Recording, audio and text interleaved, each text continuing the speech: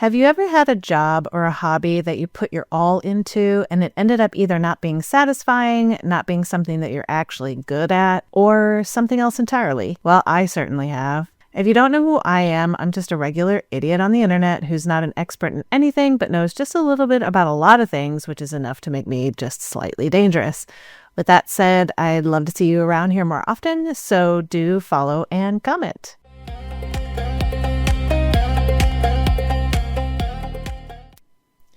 So recently I posted an article on my Substack about how I'm giving up soap making for now. Not many people have read it, so I just thought I would bring it up here. I've been making soap since 2005 and selling it roughly since around 2007-ish. I started with a small Etsy shop that did all right. Then I gave up for a while when life got in the way, as it tends to do. So then I picked it up again about a year later, so I didn't take too long of a break. But in 2017 or 2018, I decided to film the process of soap making because it seemed to be kind of all the rage to do these tutorials and whatnot. And so I put them up on YouTube. As with most projects, I was really ambitious at first, posting twice a week with one video dedicated to soap making and the other dedicated to watercoloring. And in these watercolors, I did time-lapse commentary. So as a single member recording studio, that schedule got very tiresome very quickly. So I stepped it down a notch and only sprinkled in the soap making amid the primarily watercolor videos. So I was still making soap during this time, so it wasn't a big deal and I wasn't giving up on it yet, but I just thought more of my audience was there for the painting. However, the painting also became something I couldn't really sustain, mainly because I enrolled in pharmacy school in the fall of 2019. As a side note, I really, really wish I had waited until 2020 when I was originally planning to enroll, and for reasons that I won't get into here, but at any rate, pretty much everything got put on hold while I was going to school. I posted videos here and there about pharmacy school, which got attention, and they were very few and far between. But people were interested in those, but it wasn't really what I wanted to do. I left pharmacy school after the spring of 2021. Semester ended, and I have a couple of commentaries on why, and you can see those also on YouTube. And I think I might have said something here about it. I don't remember. But if you want to look those up, they're still on my channel. Anyway, a lot of crazy life changes happened during that time, which I'm sure you're all aware because that was during, the time that we don't speak of. I had to find a job in a hurry because I quit school and I had these loans that were coming up.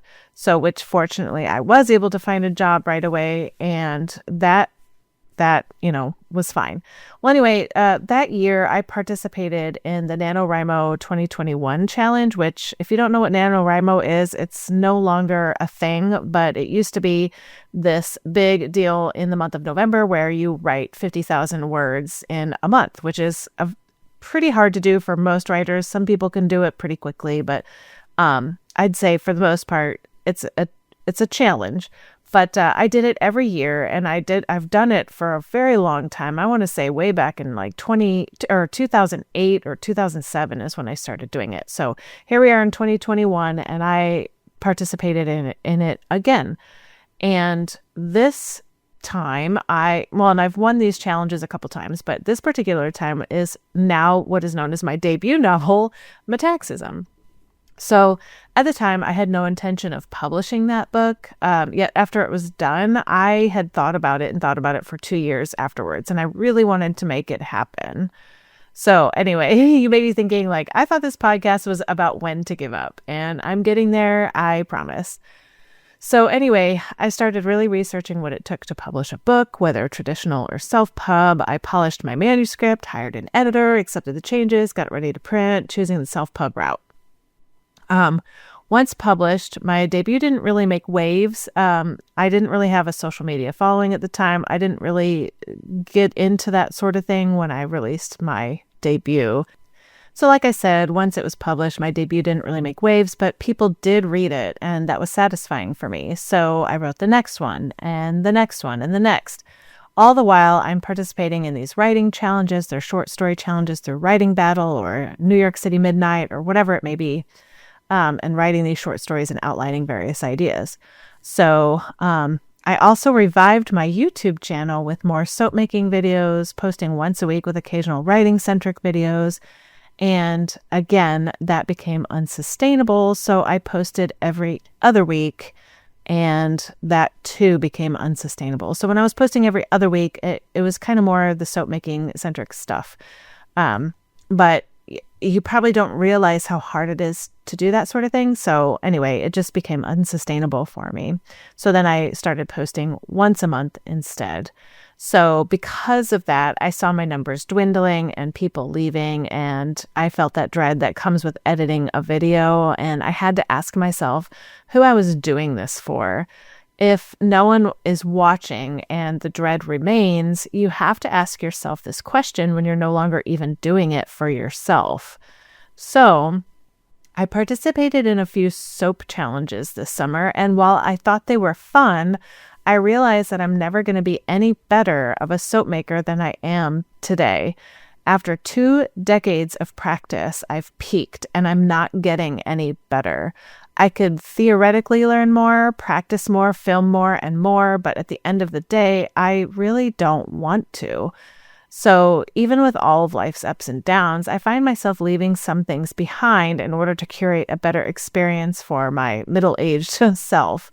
So therefore, pharmacy school had to go first. I also realized I didn't have the passion to improve my art, so the watercolor went next. Now it's soap making. I don't know what the trigger was for that. Maybe it's our hyper consumerism mindset or hustle culture, or maybe I just don't love doing it anymore for the camera. So now I'm nurturing something that I've been drawn to almost literally my entire life, which is writing. I'm still dedicated to getting better, creating better stories and worlds, and participating in challenges while trying to query. And the most defining difference between writing and the other things I've left behind, I just don't mind doing it for myself. I've written tons of things for myself that will never see the light of day, and I'm okay with that. I also, just so you know, I am planning a script for why I write, and it goes back into my backstory about like when I was a kid and everything. So if you're interested in that, just stay tuned and follow and whatnot. And that'll be up probably next month. So anyway, if you find yourself in a similar situation as this, I'll ask you the same question I've asked myself. Who are you doing this for? What is your end goal? Would you be satisfied if you were your only fan? And yeah, so anyway, that's all I have for now. And let me know what you think. Did you have a hobby you loved for a time, then decided to give up? I'd love to hear about that. So let me know in the comments, and I will see you next time. Bye.